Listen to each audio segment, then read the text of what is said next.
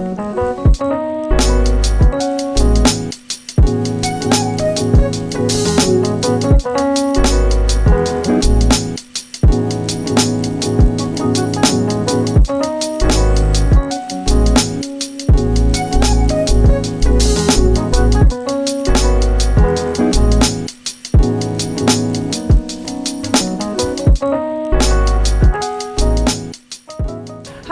I'm Marielle Bobo, Editor-in-Chief and Senior Vice President of Programming here at Ebony, and welcome to A Date with a Dish. Date with a Dish is a popular Ebony franchise founded back in 1948 by Frida DeKnight, and it was all about fellowship in food and providing great recipes. We've teamed up with the Coca-Cola Company to reimagine this franchise in a new, exciting way. Today, I'm joined by 12 amazing creatives who are here to talk a bit about their process, their vision, and what keeps them inspired. I'm here today with Kelly Jackson, who's going to lead our conversation. Super excited to have you here with us, Kelly. Thank you for having me. Hello, people. How y'all doing today? Good. The past 2.5 years has been rough, and during this time, I know we've all had a chance to do some inner searching as creatives, but I'm curious to know, what is inspiring you now?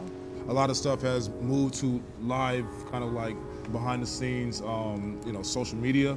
So everybody's trying to figure out what are innovative ways of doing live performances behind the camera. That's one of the things that have inspired me, is kind of like being in the trenches during the pandemic to figure out innovative ways of redeveloping how we see live media. I think what's inspiring me now is the fact that everybody is ready to come back out and eat. We're just really excited to have the world feel like they're ready to come back and dine, because that's what we do. Because hospitality means you have to be here. Anyone experience any challenges getting back in the flow? Marquise, in fashion, has there been any challenges in your career, even now that we're back out? I'm gonna say this very assertive. This has been the best 2 years in my career in fashion ever. I mean, because during the pandemic, I had products, so no stylists were available in a lot of showrooms. Everything was closed during the pandemic, but I was an asset to a lot of my other colleagues who didn't have the resources, and just people, the community coming, because there were no malls, there was nothing to shop, so we also did private appointments and worked with the community. So I mean, it was really like my community that kept our business floating. I had just moved to LA first off, and I just got casted for a musical, because I'm an artist as well, and I do acting and performing. And that was my first musical. I led the musical, and then all of a sudden the pandemic came and it just like shut us down. I always embrace the challenges because it prepares me for something else, and it keeps my mind going and like trying to be innovative basically. And that's what brought me more into my content creating, which has helped me thrive here in LA. So. Although, because I was able to, thank God, put out a book and really service content creators and performers at a time when they were unsure of what their force was, or they kind of lost a little bit of steam. And so I felt like God had been telling me to write this book for like 2 years, but I didn't think that what I did in studio when I hem people up, I gotta touch people and yell at them. So I didn't know if that would translate to pages. And once I realized that it could, it allowed me to help other people figure out that they were already qualified for what they were here to do. And so I think that challenge was siloing, the assignment that I was on, but not letting it penetrate the spirit that I poured into other people. We all consider ourselves creatives. Manny, your career, you could write a book already right now. You've been a manager, you're in film. What would you share, like if you knew back then when you started? Always follow your dream, right? Don't matter if it's something bad happened along the way, if you fail, it's okay, you get better. If you believe in what you believe in, just keep going for it. I started my career, I had a couple of beauty salons, and I went into management. And I managed a rapper by the name of Shine. His first album went platinum, double platinum. Then he ended up going to jail, right? So after he went to jail, I decided to come to LA. So I wanted to do some movies. So me and Nas teamed up, and we did a movie called Sacred. And then I discovered this female by the name of Keisha Cole. By the name of Keisha Cole.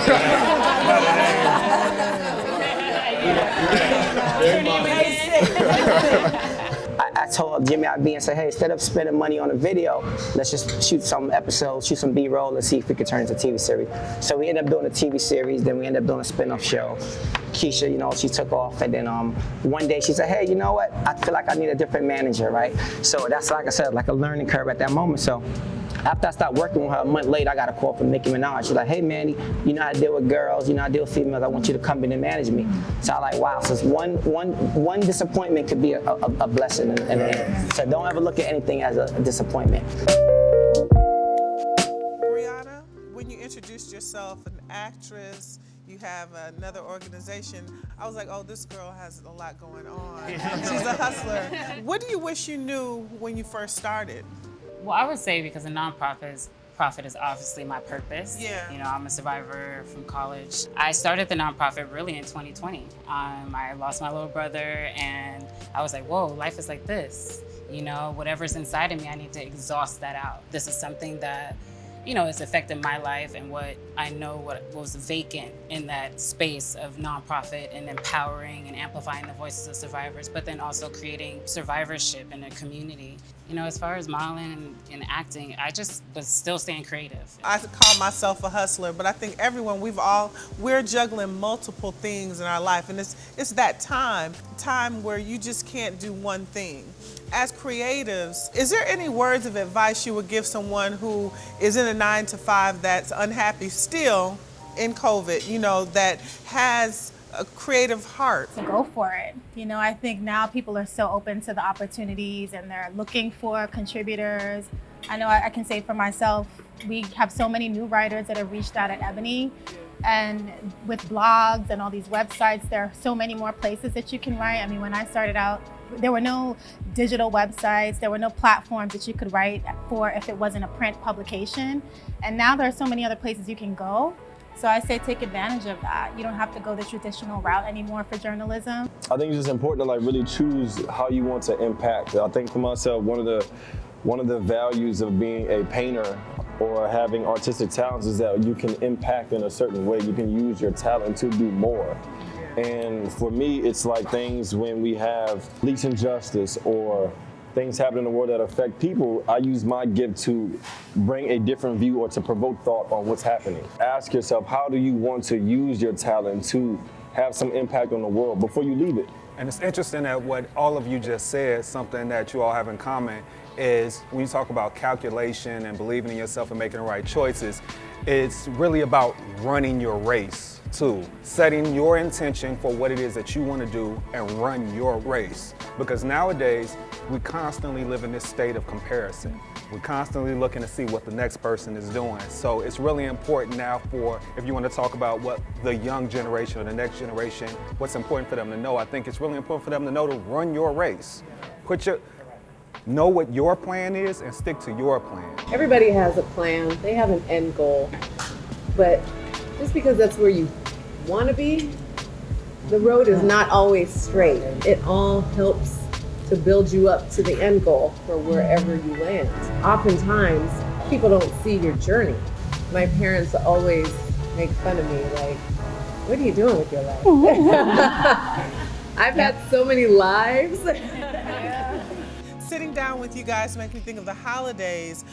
What's your favorite holiday dish? Mine is my mother's dressing. I know in the East they call it stuffing. I must say it is the collard greens that Aunt Jean has passed down the recipe for. Coming from Creole background on gumbo. My grandmother makes the best Christmas gumbo. Shout out to the West Indians down here. I don't know, any of you guys are Guyanese. You Guyanese? Ah! Pepper pot! Pepper pot! Yes! Yes! I think when we all talk about the holidays, I see everybody's face light up. Any favorite memories of your holiday time with your friends and family or your family? It's the playlist for me. Like it's nothing like the holiday playlist, man. And growing up, I was a huge Michael Jackson, James Brown fan. So my parents just embarrassed me, make me dance in front of everybody. We all have favorite holiday movies and songs. Manny, how about you? Holiday movies? Well, this year I have a holiday movie coming out. Plug on! Yeah! I want everybody in the world to go see it, and it's called Holiday's Chance, a Holiday Chance. So after you see that movie and you need some stocking stuffers, The Rose Effect, 8 steps to delivering the performance of your life. get it for your family. And after the book, commission a painting. And after the painting comes shop. In Miller's room. And I'll design your house. Right. Take all the pictures. And then come eat at Posted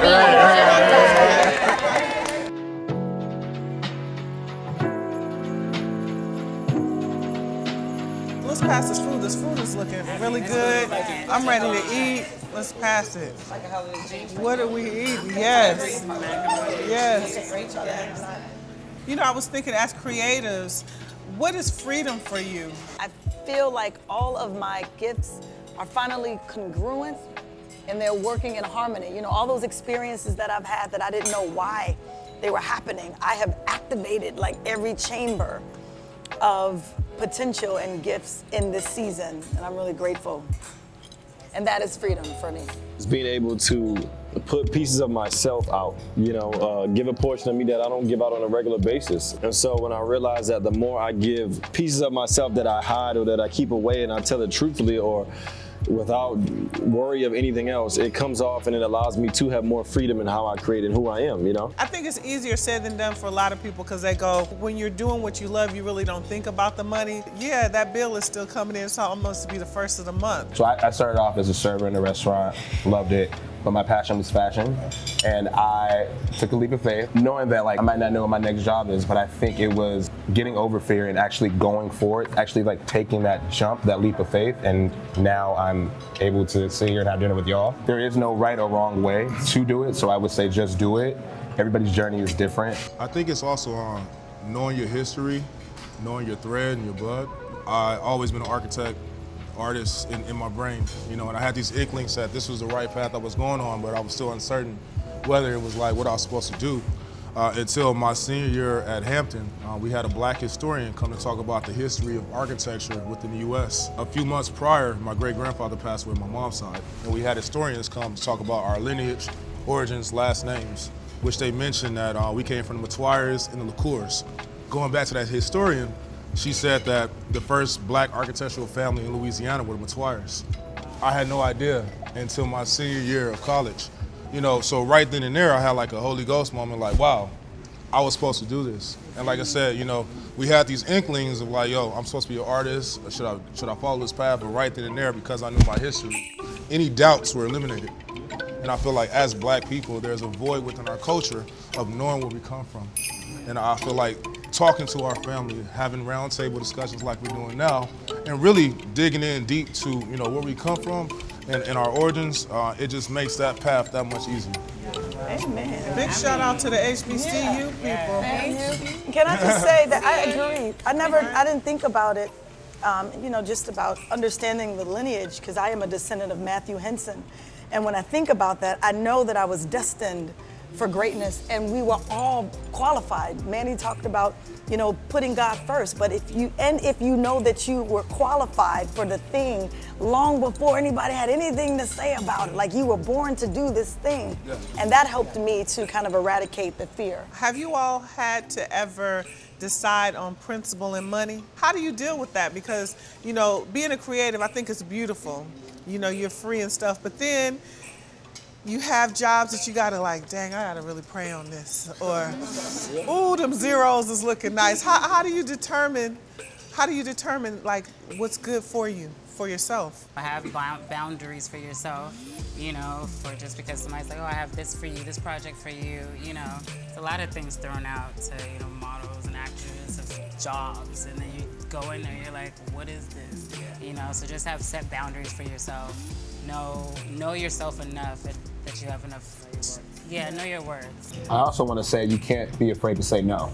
Yes. And I think as creators, we often like, damn, this number looks delicious, or this, but honestly, no, because delicious is everything. But what I want to say is saying no when you think like, damn, I have to do this job, or else to say no is way more powerful than saying yes, taking the job. Like I feel like you and I were just speaking about, you know, taking jobs, especially when you're not in it. So I definitely would say I'm someone who, if it doesn't align with me no matter how much, I'll say no. And then it ends up being, well, why did you say no? How can we make this, you know, how do we make this happen? Well, I've really enjoyed the conversation. This is very inspirational. It's motivational. You know, I think that the holidays is a great time to kind of regroup, get ready for the new year. Can you believe it? 2021 is almost done. Ready, right? Yeah. So I'm looking forward to seeing each and every one of you out here when I'm driving through these cities of all the amazing things that you guys are doing. Thank you for joining Date with the Dish. Thank you for having us here at Post and Beam, and have a wonderful holiday.